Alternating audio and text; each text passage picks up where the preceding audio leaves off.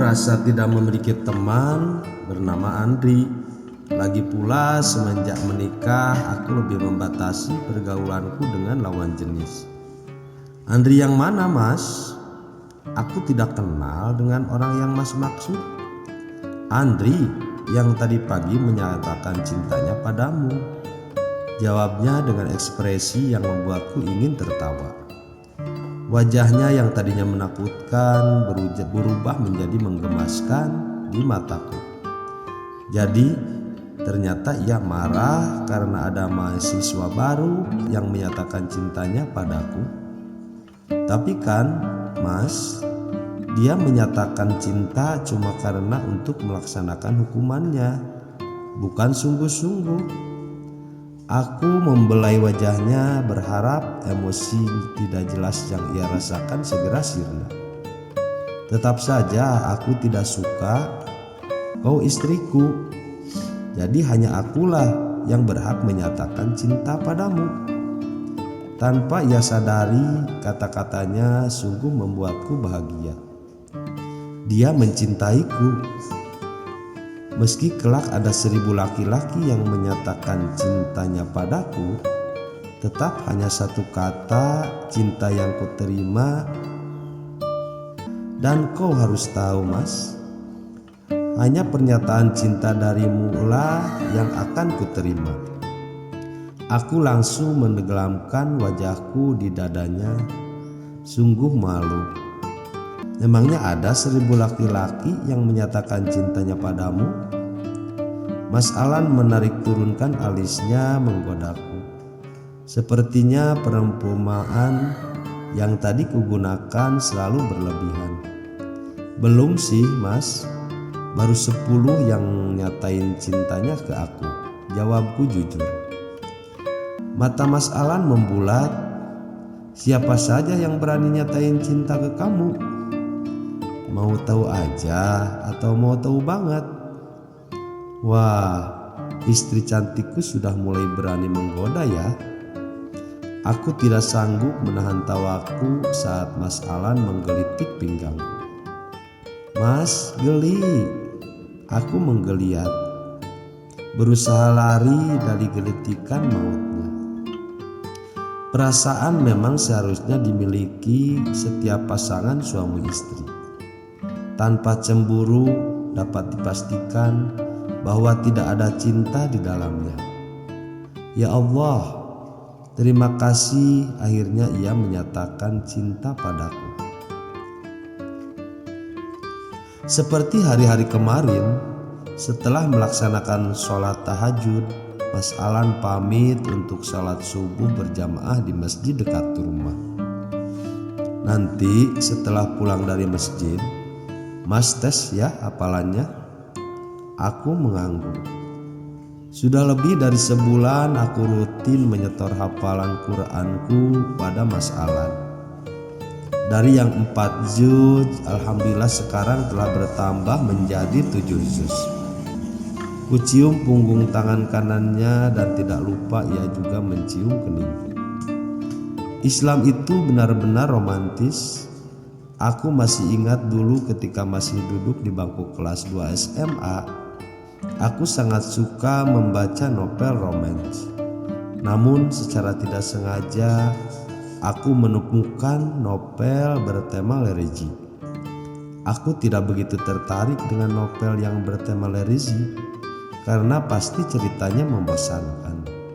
Tidak ada romantisnya. Ternyata tebakanku salah besar. Novel itu sangat romantis, malah lebih romantis dibandingkan dengan novel romans yang pernah kubaca. Awal cerita aku dibuat menangis dengan perjuangan seorang wanita yang mempertahankan agama Islam yang ia peluk.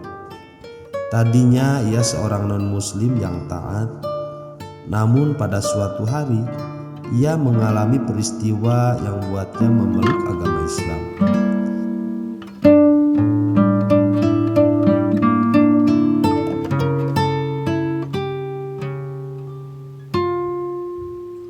Terbuang, terlupakan, dan dibenci itulah yang ia dapatkan dari keluarga besarnya.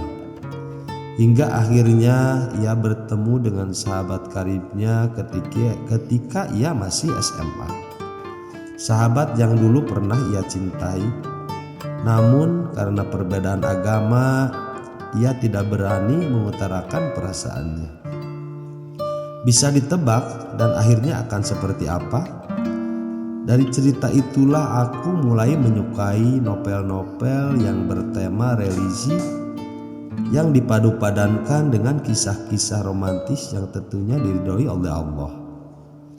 Satu kecupan berhasil Mas Alan daratkan di wajahku sebelum ia mengucapkan salam. Dasar mesum. Kok mesum? Jawab salam yang benar itu Waalaikumsalam, bukan mesum, ucap Mas Alan seraya mengusap pucuk kepalaku. Ia mengulangi ucapan salamnya. Suara lantunan sholawat telah terdengar dari masjid. Itu pertanda azan subuh akan berkumandang beberapa menit lagi. Mas Alan pun bergegas pergi ke masjid. Sepeninggal Mas Alan, aku bersiap-siap untuk melaksanakan sholat subuh.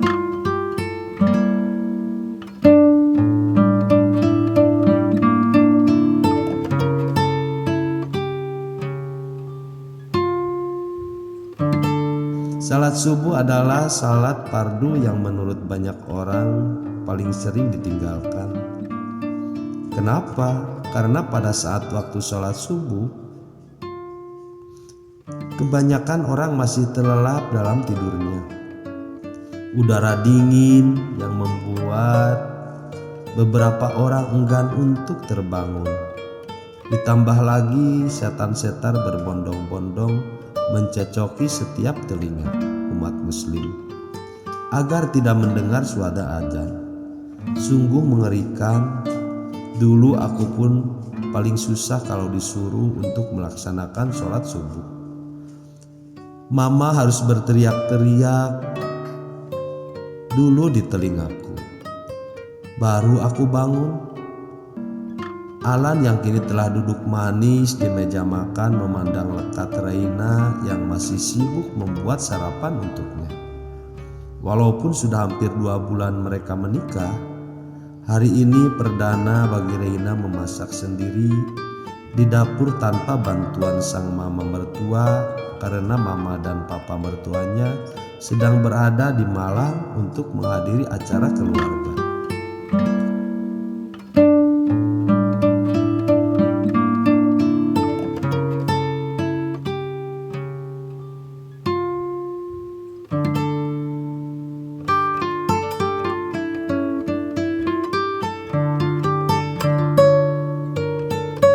Hari-hari sebelumnya Reina tak pernah masak sendiri. Maklum, kemampuan masaknya sangatlah parah. Berulang kali Reina mengadu kesakitan karena tangannya terciprat minyak goreng panas saat hendak memasukkan daging berbumbu. Tak tega melihat Reina yang tampak sangat kewalahan, Alan pun menghampirinya. Sudah, biar aku saja yang masak. Reina memberenggut kesal. Ia tahu kemampuan masaknya memang lebih payah bila dibandingkan dengan Alan yang sudah terbiasa hidup mandiri. Tapi demi apapun ia tidak akan pernah membiarkan Alan mengambil alih tugasnya. Lihat tanganmu. Alan memegang erat pergelangan tangan Reina. Matanya tertuju pada punggung tangan Reina yang memerah karena terkena cipratan minyak.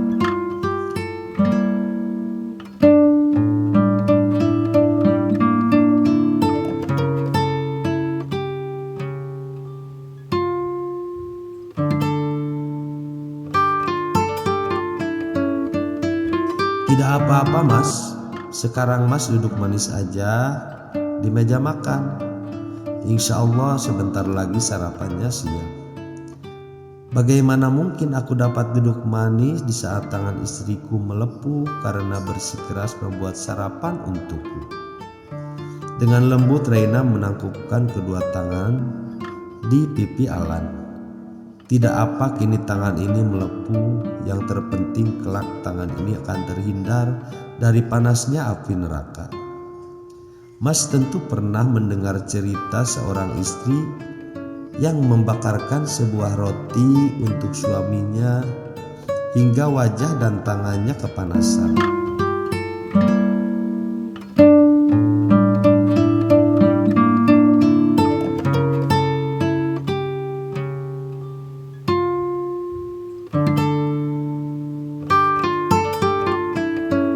Lantas diriwayatkan kalau wajah dan tangan wanita itu kelak akan terhindar dari panasnya api neraka, karena telah rela harus kepanasan demi membuatkan sepotong roti panggang untuk suaminya. Aku pun ingin seperti dia, Mas, menghindarkan tanganku dari panasnya api neraka. Alan mendengarkan setiap perkataan yang keluar dari bibir tipis Reina. Ia tak menyangka kalau setiap cerita Islami yang Reina baca akan terpatri dengan apik di pikirannya.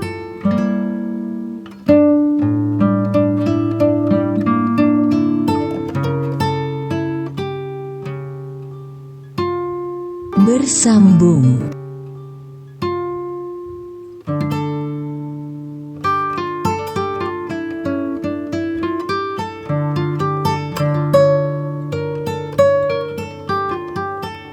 Uts.